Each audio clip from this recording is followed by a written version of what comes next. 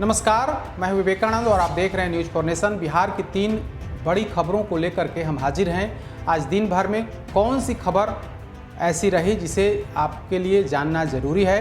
तो सबसे पहले खबर बिहार विधान परिषद की 24 सीटों पर चुनाव के ऐलान से हम शुरू करेंगे। दरअसल आज निर्वाचन आयोग ने बिहार में स्थानीय निकाय से 24 सीटों पर जो चुनाव होने हैं, जो बहुप्रतीक्षित चुनाव 2021 में यह होना था, लेकिन कोरोना संकट की वजह से इसे टाल दिया गया था। आज इस पर घोषणा यानी कि चुनाव की घोषणा हो गई है। 4 अप्रैल को मतदान कराए जाएंगे। यह सीट जो है जून जुलाई 2021 में इनका कार्यकाल, इन तमाम 24 सदस्यों का कार्यकाल समाप्त हुआ था। लेकिन इसके जो वोटर होते हैं यानी कि जो पंचायत प्रतिनिधि होते हैं उनका ही चुनाव नहीं हुआ था। इस वजह से विधान परिषद का चुनाव भी टाल दिया गया था। अब जबकि बिहार में पंचायत चुनाव संपन्न करा लिए गए हैं, सभी पंचायत प्रतिनिधियों ने अपना कार्यभार संभाल लिया है और वे कार्य कर रहे हैं। इसके बाद वोटर लिस्ट को अंतिम रूप दे दिया गया और आज भारतीय निर्वाचन आयोग ने यानी कि भारत सरकार के निर्वाचन आयोग की तरफ से प्रेस नोट जारी कर दिया गया है। प्रेस नोट में बताया गया है कि 4 अप्रैल को इन 24 सीटों पर मतदान कराए जाएंगे। उसके पहले हम पूरा डिटेल आपको बता देते हैं कि नामांकन दाखिल करने की जो प्रक्रिया है वो 9 मार्च से शुरू हो जाएगी और 16 मार्च तक नामांकन लिया जाएगा। 17 मार्च को नामांकन पत्रों की स्क्रूटनी होगी यानी कि छंटनी किया जाएगा।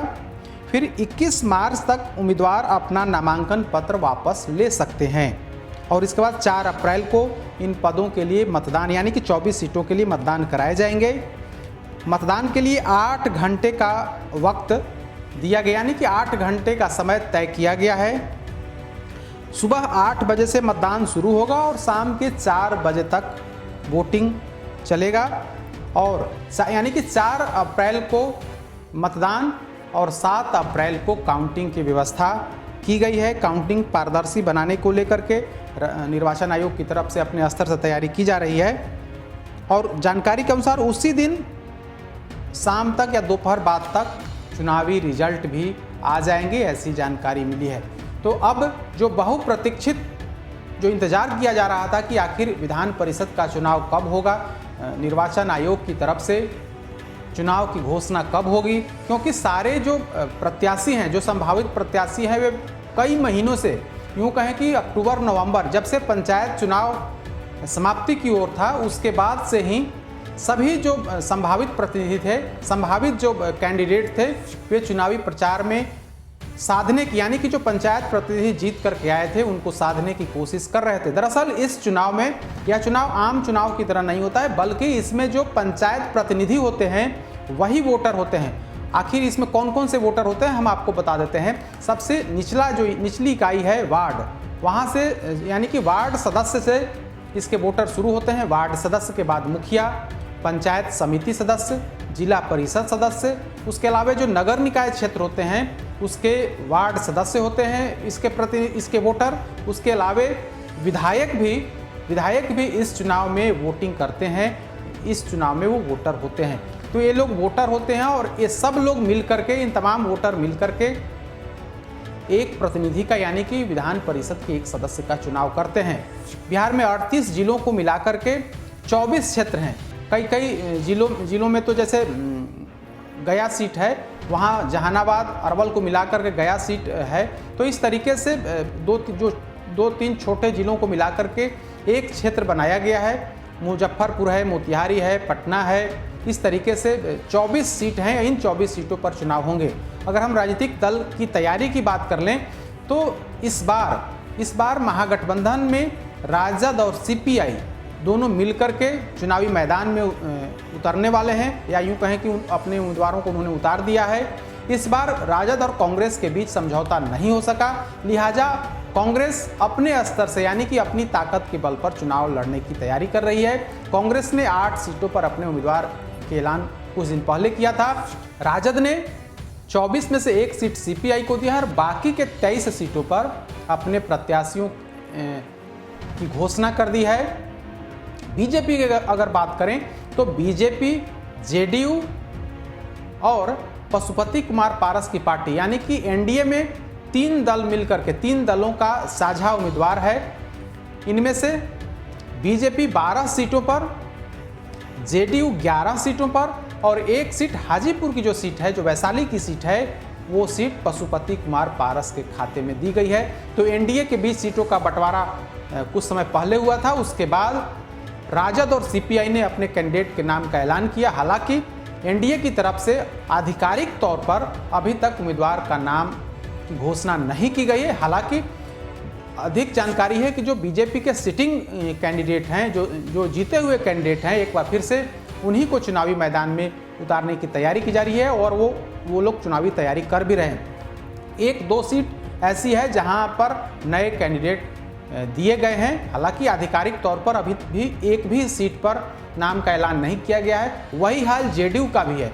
जेडीयू ने भी अपने उम्मीदवार के नाम का ऐलान नहीं किया है। हालांकि पशुपति कुमार पारस के खाते में जो 1 सीट गई है हाजीपुर, वहां से उन्होंने एक प्रत्याशी को अधिकृत किया है और वे चुनावी मैदान में उतरेंगे। तो ये तैयारी है बिहार विधान परिषद चुनाव को लेकर के। सभी आज जब चुनाव की घोषणा हो गई है तो अब जो है खुल करके सभी दल के जो प्रत्याशी हैं वे चुनावी मैदान में उतर जाएंगे, क्योंकि अब नामांकन का जो टाइम है वो टाइम होने वाला है और यह नामांकन 9 मार्च से शुरू होगा। यानी कि आज से 7 दिन बाद नामांकन की प्रक्रिया शुरू हो जाएगी। अधिक संभावना है कि जेडीयू बीजेपी साझे तौर पर, यानी कि संयुक्त रूप से ये लोग 1-2 दिनों में अपने उम्मीदवार के नाम का ऐलान कर देंगे।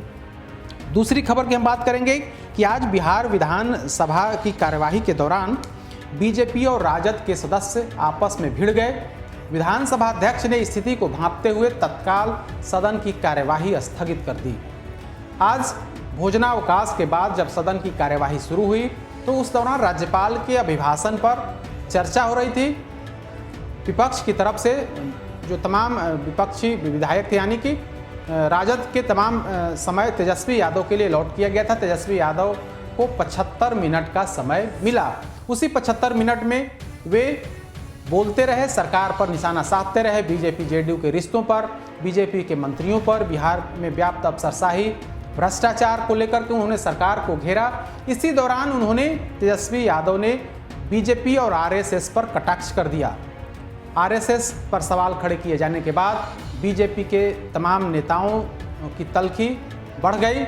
सीधे तौर पर आपत्ति जताया और कहा कि आप आरएसएस का नाम नहीं ले सकते हैं। इसके बाद विपक्ष की तरफ से तेजस्वी यादव के बगल में बैठे सुरेंद्र यादव ने कह दिया कि गांधी के हत्यारे आरएसएस वाले हैं, यानी कि महात्मा गांधी की हत्या का आरोप आरएसएस पर लगाते हुए सदन में यह बात कह दी। इसके बाद बवाल बढ़ गया।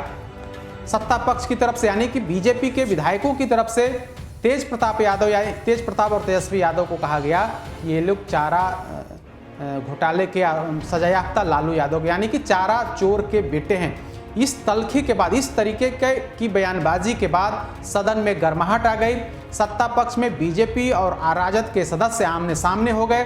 तेज प्रताप यादव ने देख लेने की धमकी दी। स्थिति बिगड़ता देख विपक्ष के विधायक बेल में पहुंचने वाले थे। दोनों के बीच, यानी कि बीजेपी और राजद के विधायकों के बीच स्थिति गंभीर होती। इसके पहले ही विधानसभा स्पीकर विजय सिन्हा ने स्थिति को भांप लिया और तत्काल सदन की कार्यवाही 2:45 तक के लिए स्थगित कर दी। तब जाकर स्थिति को नियंत्रित किया जा सका। तो बिहार विधानसभा में आज एक बार फिर से स्थिति विस्फोटक होते होते बच गई। हालांकि तब उस समय मुख्यमंत्री नीतीश कुमार भी सदन में मौजूद थे। उनकी मौजूदगी में ही तेजस्वी यादव ने सरकार की खूब खिंचाई की। और तीसरी जो बड़ी खबर है कि क्या लालू प्रसाद यादव होली से पहले जेल से बाहर आ सकते हैं, क्योंकि झारखंड हाईकोर्ट में सुनवाई की तारीख तय कर दी गई है। 4 मार्च को सुनवाई होगी, यानी कि आज से 2 दिन बाद झारखंड हाईकोर्ट में लालू प्रसाद यादव के बेल को लेकर के सुनवाई होगी। बताएं आपको कि चारा घोटाले के डोरंडा कोषागार मामले में लालू प्रसाद यादव को 15 तारीख को, यानी कि 15 फरवरी को उन्हें दोषी करार दिया गया था और इसके बाद 21 तारीख को सजा का ऐलान किया गया और उन्हें 5 सालों की सजा और 60 लाख रुपए का जुर्माना दिया गया। जिस दिन उन्हें दोषी करार दिया गया था, यानी कि 15 तारीख को ही उन्हें न्यायिक हिरासत में भेज दिया गया था। और इसके बाद जब उन्हें न्यायिक हिरासत में लिया गया, इसके बाद लालू प्रसाद यादव की तरफ से कोर्ट में एक आवेदन दिया गया और कहा गया कि वे कई गंभीर बीमारियों से ग्रस्त हैं, लिहाजा उन्हें रिम्स में शिफ्ट किया जाए। लालू प्रसाद के इस आवेदन पर कोर्ट ने उसे स्वीकार कर लिया और रिम्स में शिफ्ट करने का आदेश दिया। तब से वे रिम्स के पेइंग वार्ड में भर्ती हैं। इसके बाद 21 तारीख को जब उन्हें सज़ा सुनाई गई, 5 सालों की सज़ा और 60 लाख का जुर्माना, उसके बाद लालू प्रसाद यादव के पक्ष के वकीलों ने फैसले पर आगे यानी कि अगले कोर्ट में अपील करने की बात कही थी। पूरे फैसले को पढ़ा गया और इसके बाद निर्णय लिया गया कि इसे झारखंड हाई कोर्ट में अपील किया जाए। इसके बाद झारखंड हाई कोर्ट में उनके वकील देवर्षि मंडल ने जमानत याचिका को कोर्ट से विशेष श्रेणी में शामिल कर जल्द सुनवाई का आग्रह किया था। याचिका में लालू की उम्र और बीमारियों का हवाला दिया गया। इस याचिका को हाईकोर्ट ने यानी कि झारखंड हाईकोर्ट ने स्वीकार कर लिया है और 4 मार्च को सुनवाई की तारीख मुकर्रर की है। अब 4 मार्च को इस केस की सुनवाई होगी। लालू प्रसाद को इसके पहले 4 मामलों में सजा दी जा चुकी थी। डोरंडा कोषागार यह 5वां मामला था जब एक ही यानी कि चारा घोटाले के मामले में इन पर सजा सुनाई गई थी। सीबीआई की विशेष अदालत ने लालू प्रसाद यादव को 5 साल की सजा के साथ साथ 60 लाख का जुर्माना लगाया था। राजद सुप्रीमो ने इस फैसले को चुनौती देने के साथ जमानत की मांग की।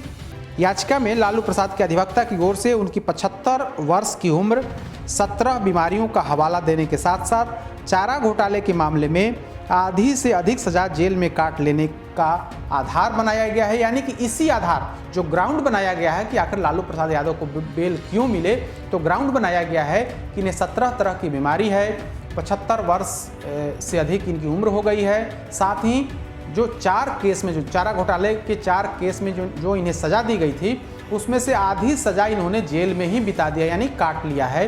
तो यही आधार बनाया गया है और इसी आधार पर कोर्ट में यह अपील किया गया है कि इस बार जो 5 साल की सज़ा दी गई है, तो ऐसे में लालू प्रसाद यादव ने आधी सज़ा पहले ही काट ली है, वैसी स्थिति में इन्हें रिलीफ दिया जाए और जेल से इन्हें रिहा किया जाए। यही मांग है लालू प्रसाद यादव के वकीलों का। अब 4 तारीख को सुनवाई होनी है। अब देखना होगा क्या कुछ होता है। 4 तारीख पर यानी कि 4 मार्च पर सबकी निगाहें रहेंगी, क्योंकि झारखंड हाई कोर्ट में लालू प्रसाद यादव के केस के मामले में सुनवाई होनी है। तो ये 3 बड़ी खबरें थी, तीनों के बारे में हमने विस्तार से बताया। कल फिर से 3 बड़ी खबरों के साथ हम हाजिर होंगे। तब तक हमें दीजिए इजाज़त। नमस्कार।